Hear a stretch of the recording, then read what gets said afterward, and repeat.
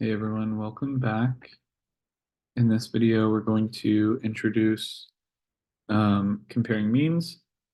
Specifically, we're going to look at the constructing confidence intervals for the difference between two population means. So first off, we need our requirements for t-distributions to be met for both samples. So this includes a simple random sample for each sample, sufficiently large sample sizes, and our two populations must be independent from one another. We've seen this slide, right, when we talked about the confidence intervals for the difference between proportions, right? Sum or difference of two independent random variables is the sum of their individual variances, right? So on this next slide, when we take the variance of our sample mean, this was the population variance divided by n.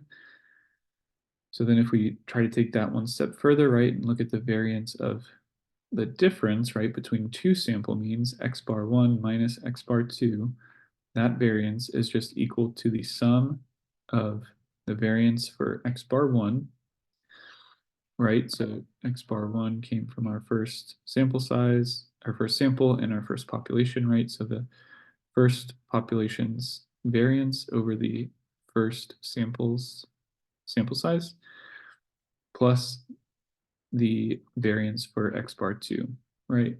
Which is the same formula just for the given respective populations and samples. So then if we try to take the standard deviation, right, for the difference between x bar 1 and x bar 2, we just need to take the square root of this. And finally, what we use, right, we usually don't know the population variance.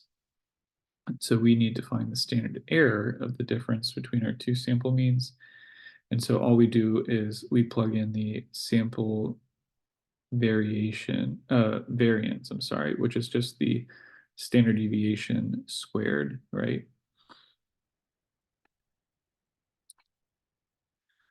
So we can calculate a confidence interval, right, for the difference between two means, similar to the difference between proportions, right? We take our two means, x bar 1 minus x bar 2 on the left-hand side, and then everything over here is pretty similar, right? We see the standard error for the difference between our sample means here, and we use the t-value again, right, with our degrees of freedom. But now you can see the formula for our degrees of freedom is a lot more complicated, right? It used to be just our sample size when we only had one sample, our sample size minus 1, and now it's kind of this little bit of a messy formula. Don't worry too much about this. We will calculate one of these together by hand. It's not quite as scary as it looks. If you look at this a little closer, you can kind of see some of these things repeat, right? So x1 squared, right? Our variance squared over our first sample size is up here, and it's also repeated down here, right? So basically, if you find the sample variance over n1 one time, you can plug it in here and here. Same thing for s of x2 squared, the sample variance from our second sample over n2, right, is also right here.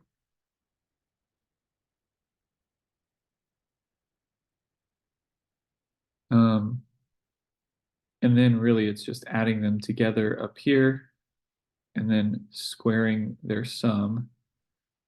And then down here you square each one individually and just multiply it by 1 over our sample size minus 1, right, for each sample. So it's not as bad as it looks, hopefully. when you look at it like that.